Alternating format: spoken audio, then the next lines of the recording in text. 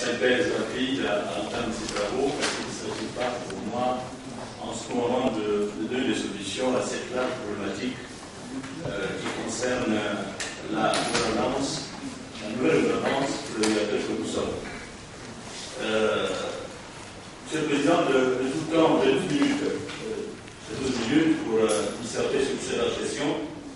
Mais je voudrais rappeler que de tout temps, les hommes, dans leur vie ensemble, ont toujours recherché à améliorer leurs conditions de vie, améliorer leurs moyens de production, leurs moyens de développer ce qui leur propre. C'est l'exercice auquel nous allons nous prêter aujourd'hui, parce que ce sujet, vous savez, depuis la conférence de l'UNESCO à Dakar, sur ce même thème, médias et bonne gouvernance, il est déjà question de poser un regard prospectif sur la manière dont nos instances de régulation doivent être gouvernées. Et puis envisager, au regard des différentes mutations, bien sûr, technologiques, que peut-être le monde de l'information et de la communication, comment envisager un changement peut-être de paradigme en ce qui concerne nos différents modes de gouvernance. Les nouvelles exigences ont fait face avec la tendance juridique, ce qui pose bien entendu la question de l'adaptation de nos instances de régulation aux nouvelles contraintes.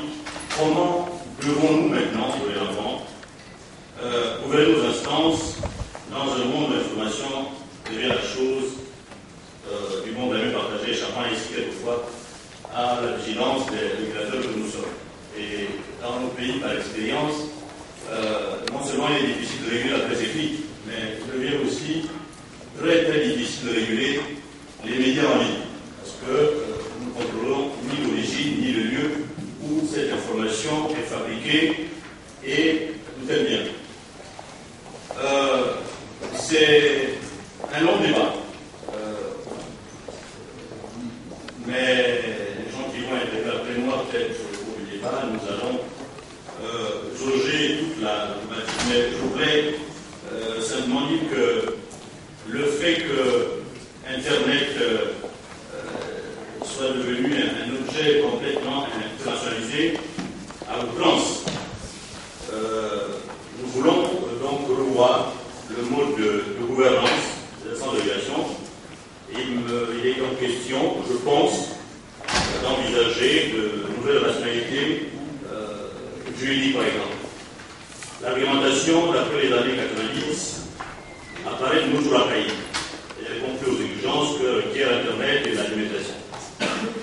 Ainsi, il faut que les instances de régulation renforcent le champ de régulation médiatique.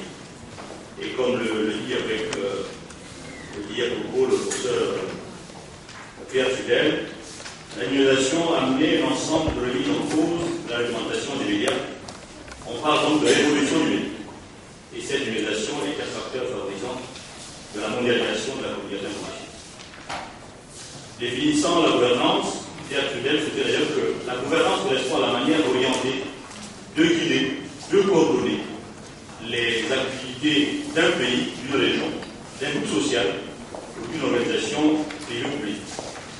La gouvernance, pour lui, désigne donc un mode de gouvernement sur la base d'une coopération, d'un partenariat, un même contrat entre deux régulateurs. C'est ce que nous faisons au sein de notre réseau et le président de l'État sortant l'a si bien rappelé que c'est dans un échange d'expérience, un échange au sein de notre réseau, que chacun de nous puisera la substance, le substrat nécessaire pour améliorer la gouvernance dans chacun de nos pays. Ainsi donc, envisager la gouvernance des instances de régulation dans le cadre de l'EFRAG ne peut que nécessiter une approche plurielle, mais concertée, des problèmes dont les différentes instances de régulation sont confrontées. Ceci, bien entendu, passe nécessairement par une refonte complète nationale et juridique des instances de régulation, tout en tenant compte des spécificités nationales de chaque pays. Une judiciarisation transnationale permettrait peut-être d'évaluer différents manquements des médias à partir des mêmes principes. Nous nous sommes félicités, et là aussi le président l'a rappelé, avec ces cahiers, ces manuels de procédure au sein de l'électoral, par exemple le traitement des plaintes. Mais on peut aussi penser à la rédaction des guides pratiques distribués à notre réseau, comment réguler les médias. Ce n'est pas une chose facile.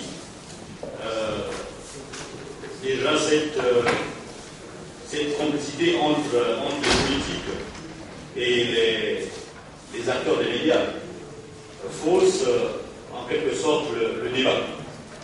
Nous avons en face de nous des négriers qui financent des journaux et ces acteurs aujourd'hui sont devenus des vrais mercenaires, pour casser, stigmatiser l'autre, penser que l'autre est plus vilain que lui. C'est pourquoi nos médias aujourd'hui, la communication, tu viens le signaler tout à l'heure.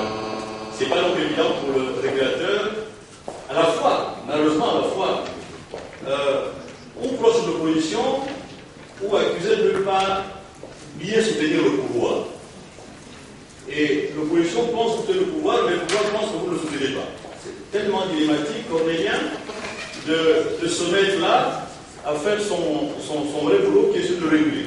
Et j'ai tendance à confondre et à rallier gouverner et réguler.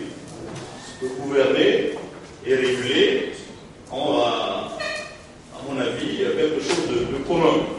Mais nous sommes là en train de réguler. Notre métier, c'est réguler les comportements. Mais ces comportements ont des aspects culturels, des aspects anthropologiques qu'il faut cerner.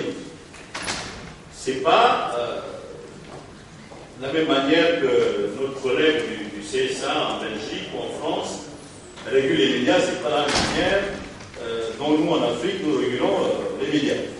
Parce que de toute façon, demain, nous serons tous accusés de soutenir ou le pouvoir ou l'opposition, alors que notre boulot est suffisamment encadré par des textes, par des normes à la fois nationales et internationales.